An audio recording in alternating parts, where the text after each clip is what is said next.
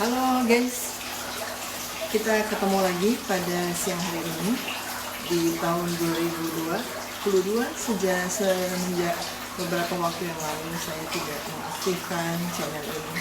Kali ini kita ketemu lagi pada channel saya belajar hukum praktis.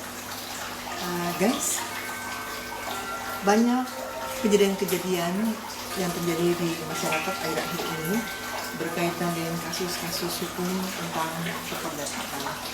Yang paling banyak untuk masalah-masalah perdata terkait dengan PMH atau yang kita kenal dengan perbuatan melawan hukum dan kontestasi.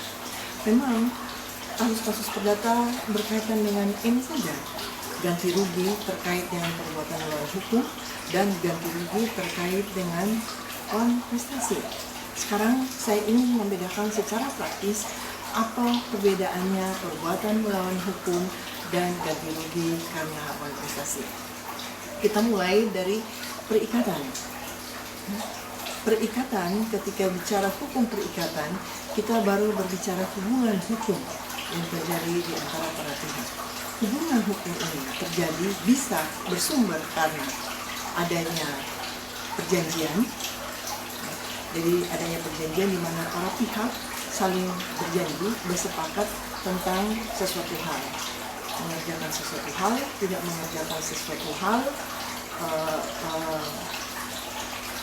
Kemudian yang hubungan hukum itu bisa terjadi juga karena adanya perbuatan melawan hukum. Jadi dua hal ini, perbuatan melawan hukum dan kontestasi, merupakan sumber terjadinya perikatan atau sumber terjadinya hubungan hukum para pihak. Ini kita bicara dalam ranah perdata. Sekarang mari kita lihat sumber yang pertama, adanya perjanjian. Perjanjian yaitu kesepakatan para pihak atau para pihak saling berjanji terhadap objek, apa yang menjadi objek. Jadi kalau perjanjian itu ada saling berjanji, ada saling bersepakat. Tidak hanya satu pihak, tetapi para pihak harus saling bersepakat. Di dalam pasal 1320 KUH Perdata dikatakan bahwa syarat-syarat sahnya satu perjanjian, yang pertama adanya sepakat. Yang kedua, adanya kecakapan. Sepakat dan cakap ini disebut syarat subjektif yang harus dimiliki oleh subjek yang saling berjanji. Kemudian, yang ketiga, menurut 1320, syarat sahnya satu perjanjian bahwa tidak melanggar peraturan perundang-undangan dan ketertiban umum. Dan ada objek yang menjadi objek dari perjanjian di antara para pihak. Jadi objek itu sah, tidak melanggar peraturan perundang-undangan dan tidak melanggar nilai-nilai kesusilaan. Mari kita lihat yang pertama, sepakat. Sepakat ini di dalam literatur dikatakan bahwa kehendak yang bebas dari pihak yang saling berjanji itu.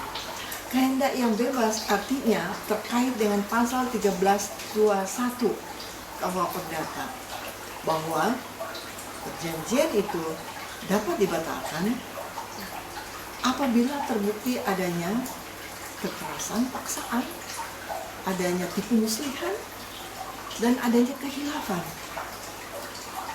Jadi peraturan perundang-undangan sudah cukup tegas mengatakan bahwa perjanjian itu tidak sah apabila syarat keempat syarat tadi itu, termasuk sepakat, yang terutama sepakat, mengalami cacat. Cacat disebutkan di pasal 1321. Apabila ada paksaan, apabila ada khilaf, dan apabila ada tipu muslihat. Memang terkait dengan tipu muslihat sedikit repot, berbeda dengan di pidana. Sebab kalau dalam perdata membuktikan adanya tipu muslihat dalam kesepakatan tersebut tidak mudah. Sebab para pihak memiliki kehendak yang bebas. Dia melakukan tanpa paksaan. Tetapi hal ini bisa dibuktikan dengan bahwa dalil apabila salah satu pihak mengetahui ada informasi yang tidak benar, yang bersangkutan tidak akan melakukan kesepakatan itu. Jadi itu dalil yang dimuat dalam pasal 1328. Bahwa jika salah satu pihak mengetahui ada informasi atau informasi sebaliknya yang diberikan, dia tidak akan melakukan kesepakatan. Itu sepakat. Ada kehendak yang bebas, tanpa paksaan, tanpa kehilafan, tanpa tipu muslihat. Kemudian cakap saat ini dalam praktik-praktik peradilan digunakan acuan pasal usia 18 tahun dari sisi usia dan dari sisi sehat jasmani rohani. Jadi cakap itu cakap dari sisi usia dewasa dan cakap dari sisi sehat jasmani dan rohani. Untuk usia, saat ini standar digunakan dalam praktek peradilan usia 18 tahun. Kalau di KUH Perdata masih 21 tahun, tapi kita melihat pada praktik. Kemudian, cakap sehat jasmani rohani bahwa orang tersebut tidak di bawah pengampuan. Sehat jasmani rohani, dan itu harus dibuktikan dengan keterangan ahli dan atas penetapan pengadilan. Jadi tidak sembarang mengatakan bahwa orang itu tidak sah, dapat dibatalkan karena dia tidak sehat, dia gila, dia sakit jiwa, dia stres. Harus ada keterangan ahli dan penetapan pengadilan untuk mengatakan itu. Kemudian dari sisi usia, selain 18 tahun, orang itu sudah dianggap dewasa kalau dia sudah menikah. Itu dari sisi cakap. Kemudian ada objek, dan apa yang disepakati itu tidak melanggar undang-undang dan nilai-nilai kesusilaan. Apabila syarat sahnya suatu perjanjian ini sudah dilakukan, maka kesepakatan perjanjian yang dilakukan itu dianggap sah dari sisi pasal 1320. Apabila dalam perjalanannya salah satu pihak yang sudah bersepakat kemudian tidak melaksanakan apa yang sudah disepakati itu, maka masuk dalam kategori wan prestasi. Jadi wan prestasi itu ada 4. Dia tidak melakukan sama sekali apa yang sudah disepakati. Yang kedua, dia melakukan tetapi tidak sebagaimana yang sudah disepakati. Yang ketiga, dia melanggar. Dia melakukan padahal yang disepakati untuk tidak melakukan. Dia melakukan tetapi tidak sebagaimana yang disepakati. Misalnya, ketika KPR kita membeli rumah, spesifikasi baja ringan, rumah sudah terbangun, tetapi setelah kita periksa bahwa tidak semua konstruksi rumah itu dari baja ringan, masuk dalam kategori wan prestasi. Kita membeli sebuah rumah, spesifikasinya pagar kayu, tetapi ketika jadi diberi pagar beton, wan prestasi. Sebuah rumah atau sewa menyewa, si pemilik rumah mengadakan perjanjian dengan si penyewa bahwa cat dalam rumah tidak boleh diganti warna, tetap warna putih. Tapi dalam perjalanannya si penyewa mengganti warna putih dengan warna biru, wan prestasi.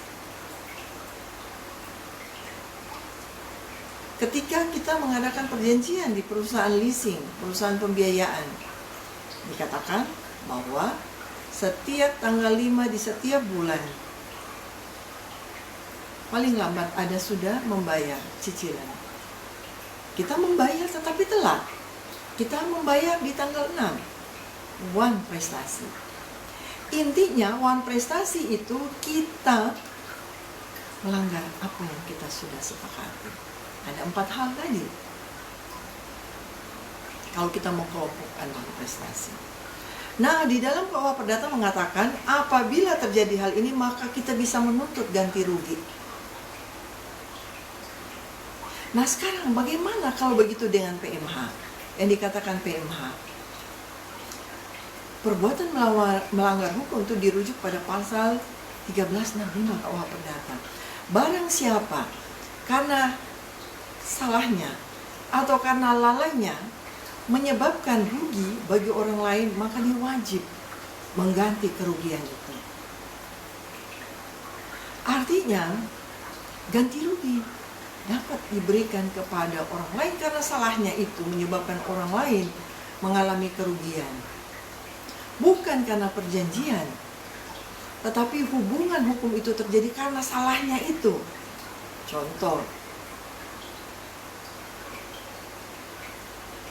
ketika kita berada di lampu merah, kita sudah berada dalam posisi yang benar di lampu merah. Tiba-tiba kendaraan dari belakang tidak berhenti dan menabrak mobil kita. Terjadi hubungan hukum antara saya dan si penabrak. Tidak ada perjanjian. Hubungan hukum di mana? Bahwa si penabrak sudah melanggar hak saya. Karena mobil saya dalam keadaan bagus, karena tabrakannya bumper mobil belakang saya rusak. Maka si penabrak wajib memberikan ganti rugi sebatas mengembalikan hak saya sebagaimana mobil saat saya kendarai. Jadi di dalam one prestasi ganti rugi itu dalam KUH Perdata sudah menyebutkan berkaitan dengan bunga rugi. Tetapi di dalam PMH tidak disebutkan secara detail di dalam KUH Perdata. Tetapi dalam jurisprudensi dan yang berlaku saat ini dikatakan bahwa rugi dalam PMH berkaitan dengan mengembalikan hak orang itu pada posisi semula. Keduanya bisa dinilai dengan uang. Tetapi ketika kita meminta keadilan dalam bentuk gugatan kepada hakim, maka kita harus uraikan rugi itu. Sebab hakim akan memberikan dasar keadilan berdasarkan kepastian hukum bagi kedua belah pihak. Oleh karena itu ketika kita meminta ganti rugi 10 miliar, 10 miliar itu ada hitung-hitungannya dari mana. Kalau karena one prestasi dikatakan rugi itu karena bunga, kita bisa urai. Kemudian rugi atas kemungkinan keuntungan yang kita dapatkan tetapi kita tidak dapatkan, itu diurai. Begitupun dengan PMH. Ketika hak kita mobil bumper rusak, maka sebatas itu saja rugi yang kita minta. Kita nggak bisa kemudian mengatakan mengganti mobil, bahkan mengganti warna cat mobil. Itu kira-kira yang membedakan antara rugi di dalam perbuatan melawan hukum dan rugi di dalam one prestasi. Yang pasti bahwa ketika kita bicara rugi di dalam one prestasi, harus kita buktikan terlebih dahulu adanya perjanjian. Karena one prestasi berarti ada kesepakatan yang dilanggar. Kesepakatan di dalam perjanjian. Oleh karena itu harus ada perjanjian supaya kita mengetahui one prestasi apa yang dilanggar.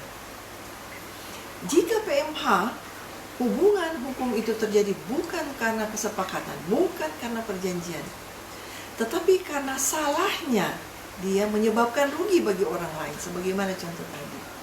Sehingga terjadilah hubungan hukum di antara para pihak. Demikian guys, untuk sementara pemahaman praktis yang perlu kita pahami, sebab tidak menutup kemungkinan satu saat kita akan berhadapan dengan kedua hal ini.